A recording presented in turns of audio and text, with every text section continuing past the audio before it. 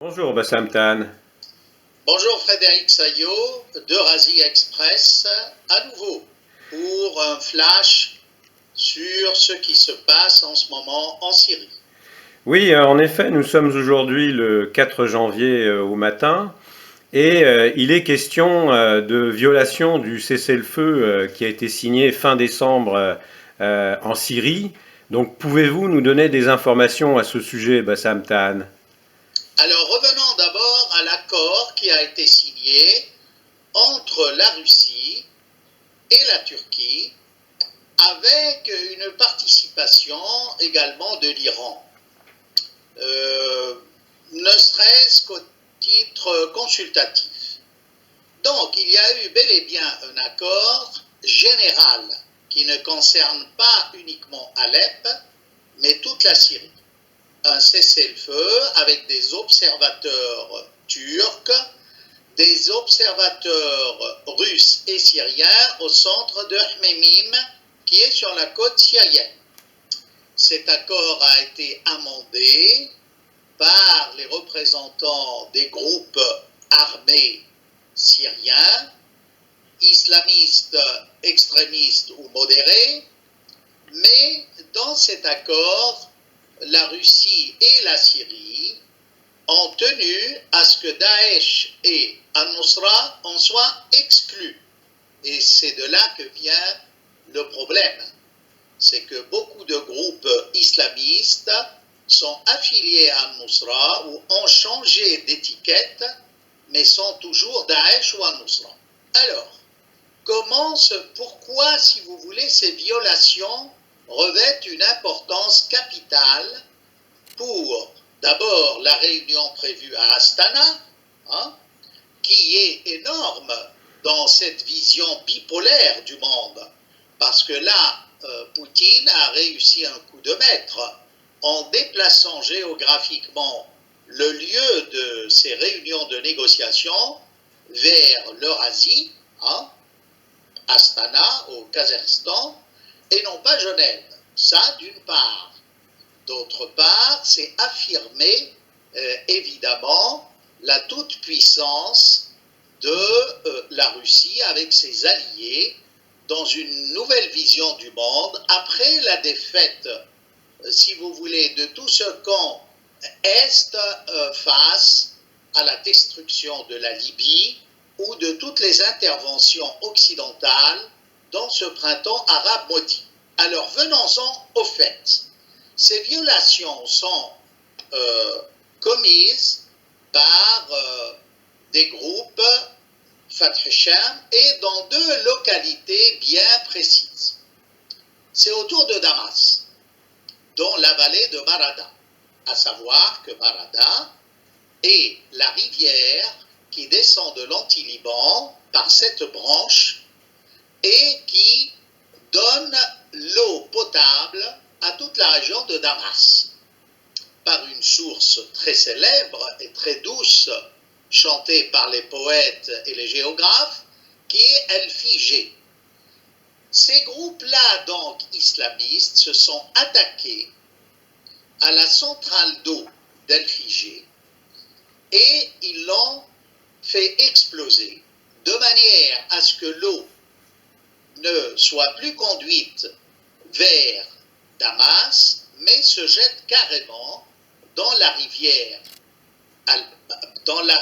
Barada et que cette eau douce et potable se mélange aux eaux usées. Donc voilà 5 millions de Damascènes privés d'eau après cette explosion. Pour répondre à cela, l'armée syrienne s'est dépêchée de mener une guerre sans merci à tous ces groupes afin de reprendre la source figée et de rétablir tous les circuits, les conduits d'eau, pour ne pas évidemment priver Damas de l'eau potable. Et vous comprenez l'importance de cette action islamiste terroriste. C'est qu'on veut à nouveau créer des problèmes au gouvernement syrien et empêcher la tenue de la réunion à Astana, prétextant que vous voyez l'armée syrienne bombarde les groupes autour de la source figée dans la vallée de la rivière Barada à l'ouest de Damas. Voilà le premier fait. La majorité des violations sont venues de la banlieue de Damas et ont entraîné évidemment une riposte de l'armée syrienne. Alors, puis-je vous poser une question sur cette première violation, Bassam Tahan? Vous dites « on veut empêcher ». Pouvez-vous préciser davantage? On sait que ce groupe terroriste qui a pourri la vie des Damascènes pendant plusieurs années était mené par le fameux commandant Alouche de l'armée syrienne libre qui a été éliminé relativement récemment. Qui se cache derrière ce « on », Bassam Tahan? Alors, c'est une très bonne question, très pertinente. Ceux qui se cachent, c'est évidemment en premier lieu la Grande-Bretagne, l'Angleterre, qui est derrière cette formation. Et n'oublions pas également le royaume saoudite, parce que le Alouche avait reçu la bénédiction du royaume saoudite pour les négociations et on l'a blanchi que comme quoi c'est un groupe modéré et non pas terroriste. Donc il y a bien là une intervention de ce qu'on a appelé les amis de l'affinitude de la Syrie, c'est-à-dire tout ce groupe occidental pourri qui voit du jour au lendemain que Poutine leur fait un pied de nez et déplace les négociations de Genève à Astana. Ce sont les premières violations. Les deuxièmes violations concernent également l'eau. C'est que toute la région nord d'Alep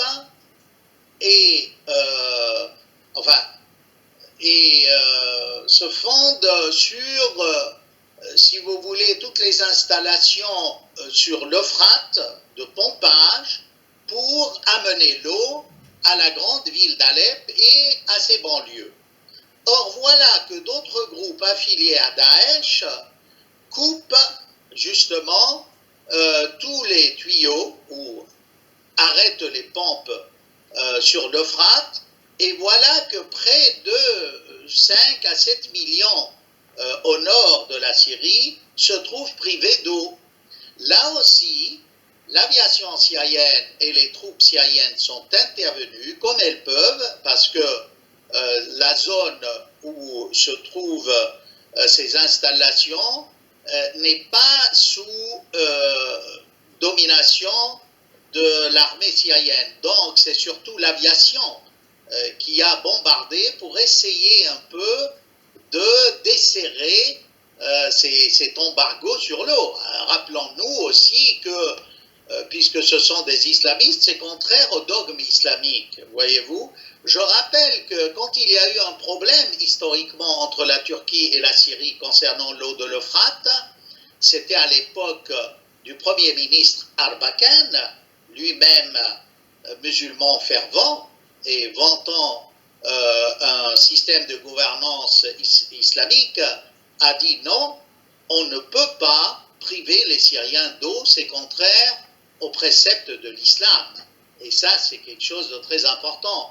Donc vous voyez déjà que ces groupes islamistes ne respectent pas la morale ou l'éthique musulmane concernant l'eau, ces musulmans sunnites. Et on voit aussi que Erdogan n'a pas suivi son prédécesseur Arbakan, qui était beaucoup plus féru d'islam que ne l'est Erdogan.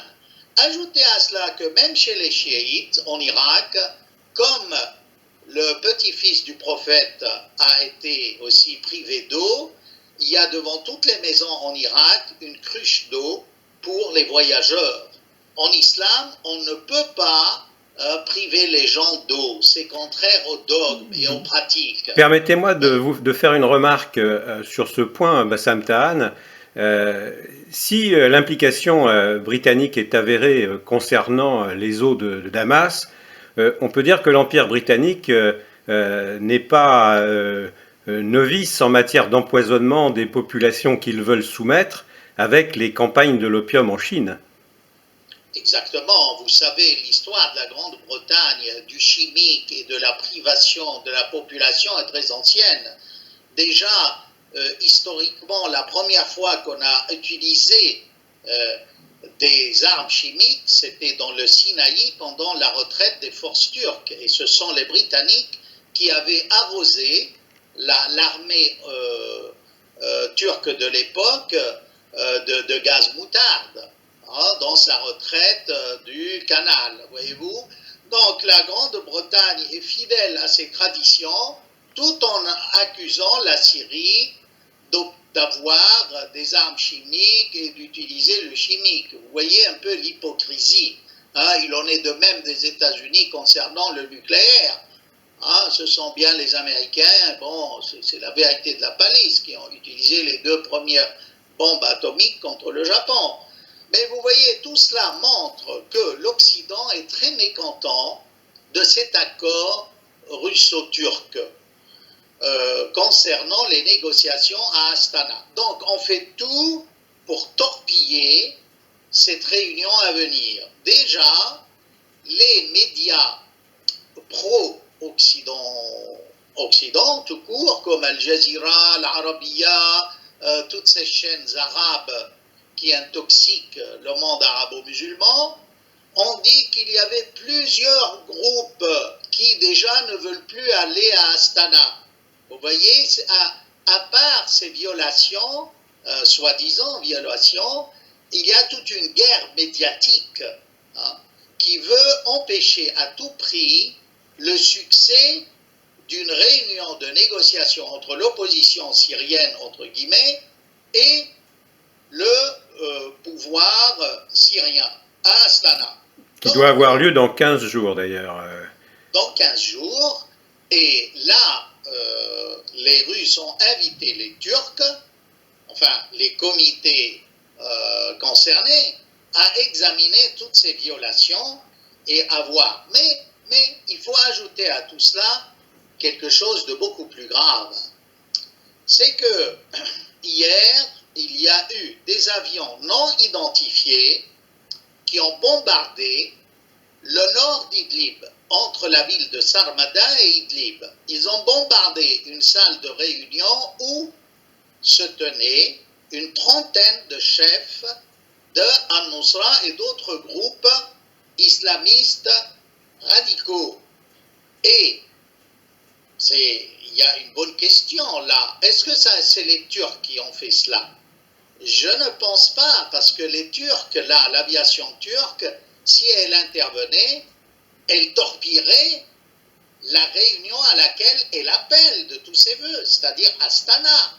Hein, cette gloire ottomane avec le nom d'Astana, cet accord avec les Russes. Est-ce que c'est l'aviation syrienne? À ce moment-là, l'aviation syrienne aurait reconnu. Hein.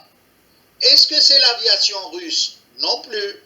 Donc, ces avions non identifiés, hein, ne peuvent être que ceux de la coalition occidentale. Alors vous me direz, mais c'est très bien, alors la coalition occidentale élimine les chefs des groupes islamistes.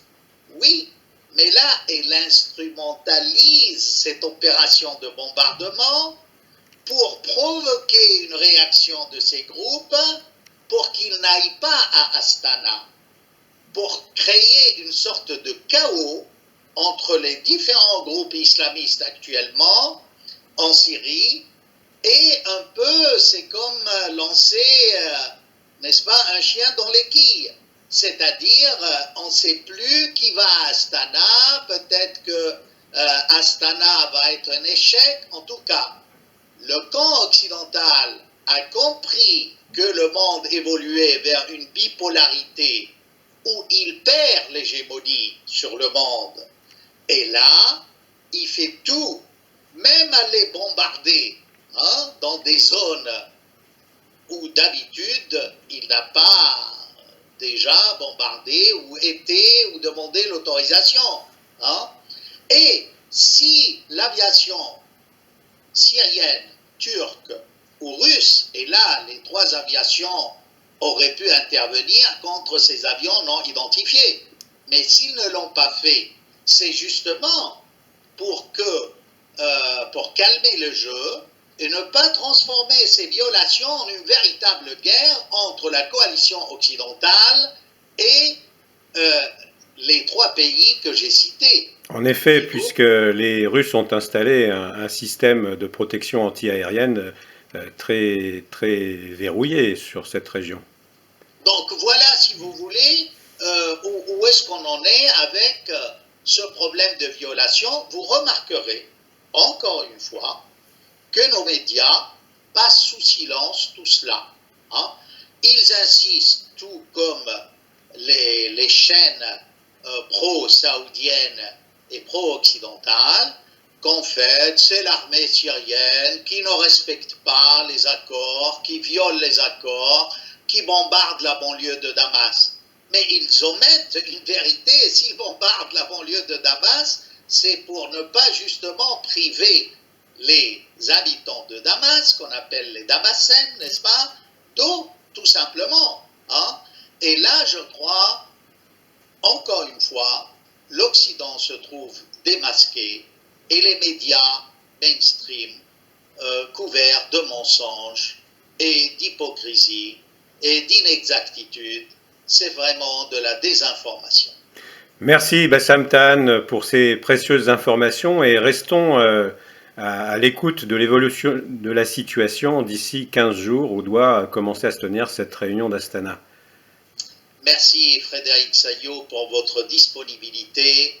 Vous êtes toujours à l'affût de l'information qui ne torpille pas la réunion d'Astana, mais qui torpille la crédibilité de nos médias ici en France.